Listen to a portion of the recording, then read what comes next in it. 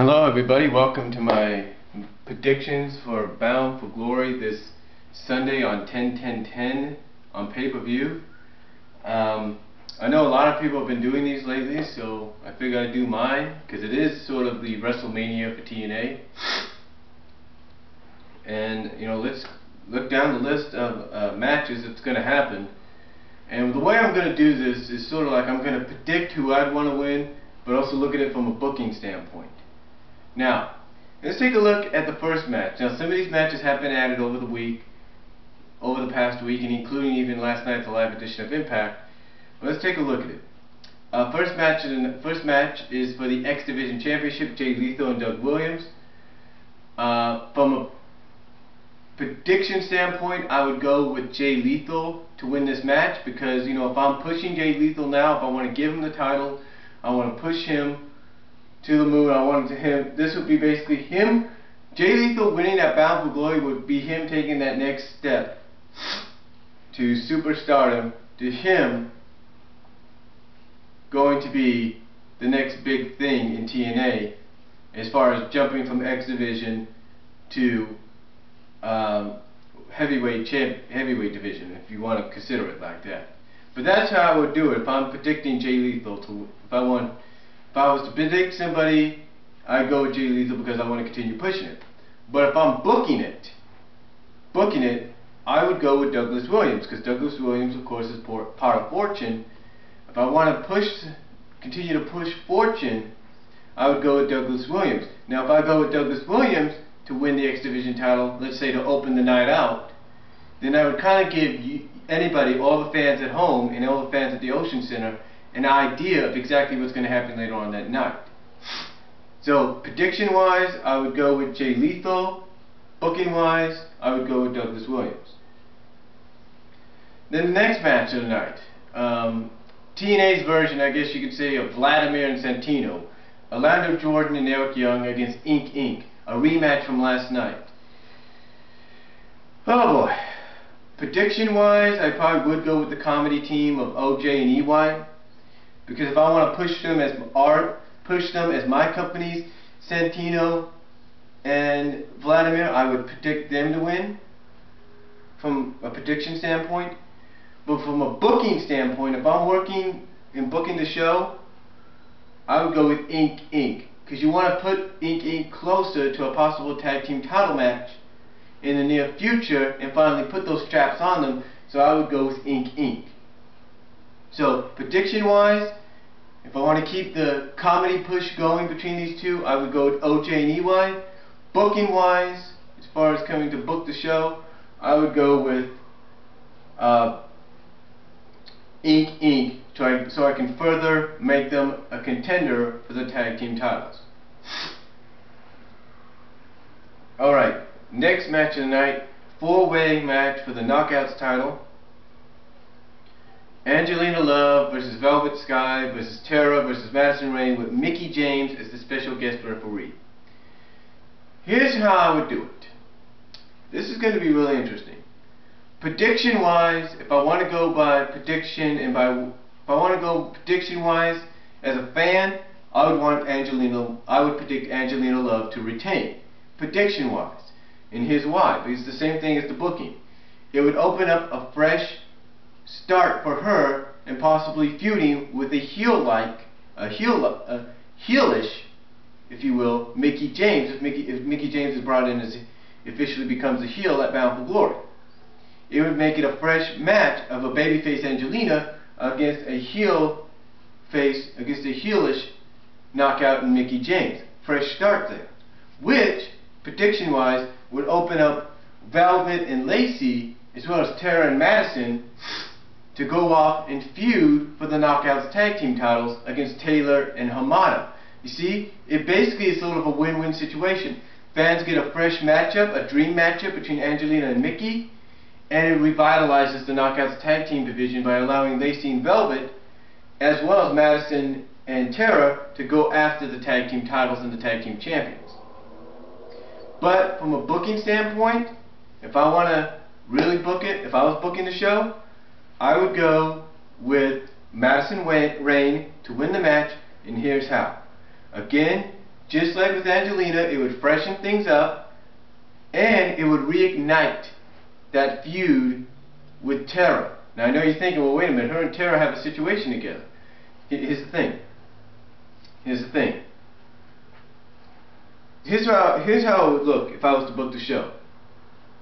Okay, here's the thing. I'm Madison, I'm taking care of either Velvet or Angelina, and by taking care of them, I caused one of them to accidentally go out of the ring, kind of fling themselves accidentally out of the ring, or I would do something that would cause them to go out of the ring. You know what I'm saying? Or I would fling them out of something. And while I'm doing that, this is how, like I said, this is how I'm booking it. While I'm doing that, somehow Tara gets accidentally hit, or gets hit. Well, okay. Basically, what I'm saying is, if I'm booking it, and I'm Madison, and I'm booking it. I have Madison taking care of either Angelina or Velvet. I cause one of them to go out of the ring.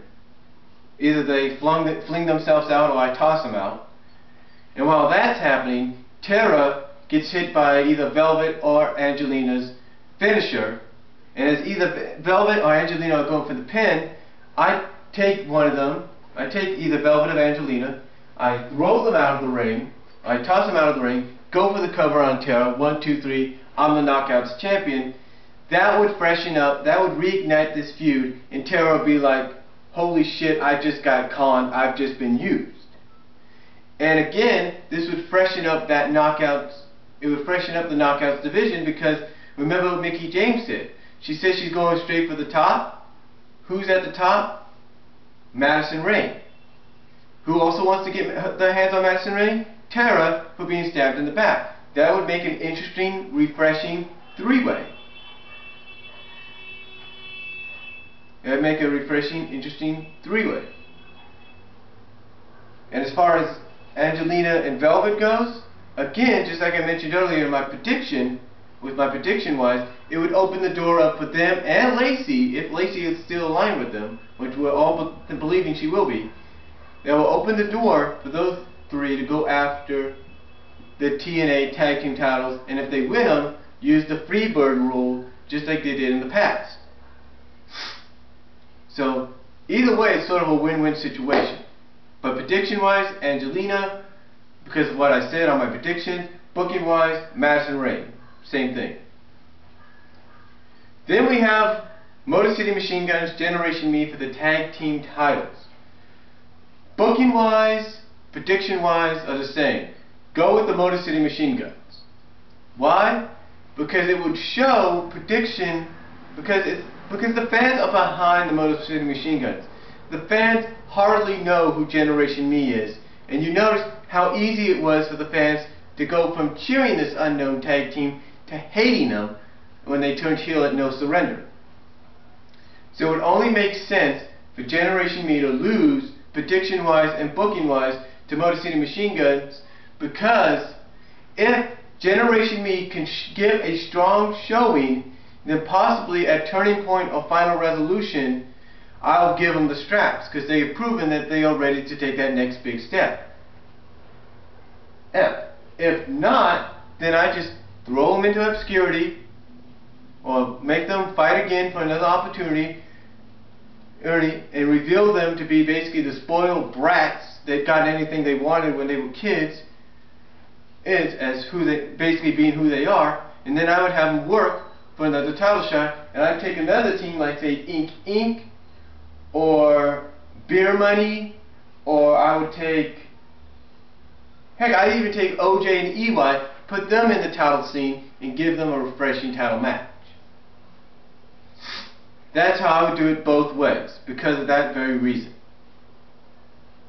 Again, prediction and booking wise, I would go with the Motor City Machine Guns, because if Generation Me can prove in the match that they're ready to take that next big step, then the next pay-per-view or so, I'll put the straps on them. Then we have Lethal Lockdown, Fortune against EV 2.0. Like I said, if Douglas Williams wins prediction-wise, I would go, prediction wise, I'll go with EV 2.0 because I'd want to go home happy, and I'd want to send EV 2.0 home happy as well. But booking wise, I'd go with Fortune because, like I said with Douglas Williams, if they decide to put the strap on Douglas Williams at the beginning of the night, then you'll get an idea of exactly how the lethal lockdown will go. And I'd want to continue pushing Fortune and feeding their egos and having them come out on Impact and saying, yeah, we're the guys that got rid of EV 2.0, and anybody else stands in our way, we'll do the same thing. You know, that's why I would book Fortune to win, to feed and push their egos even further. But prediction-wise, if I wanted to predict a team to send that team home happy as well as the fans, I'd go with EV 2.0.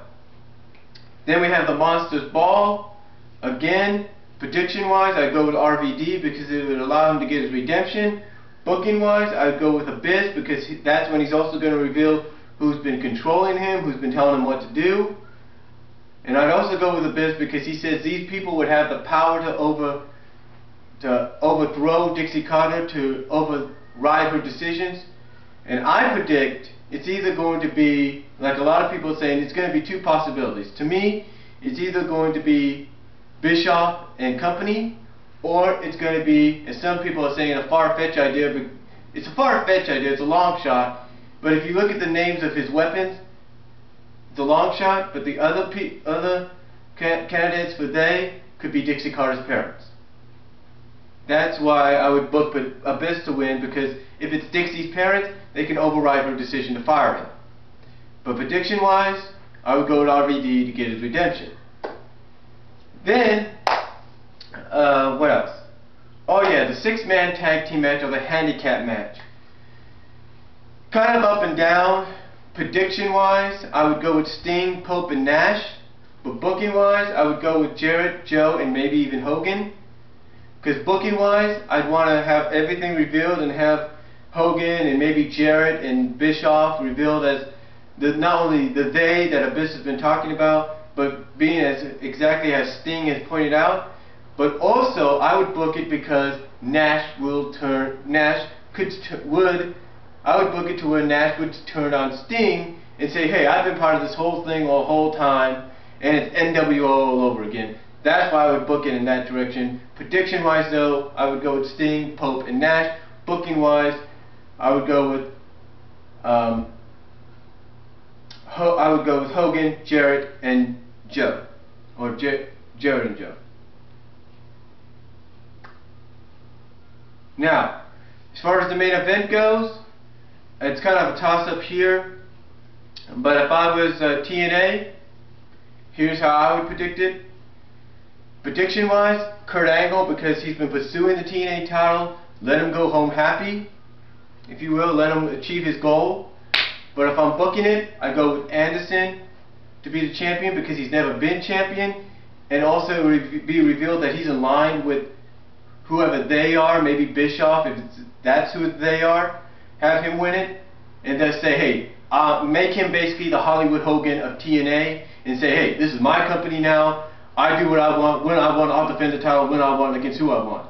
That's how I would go with it there.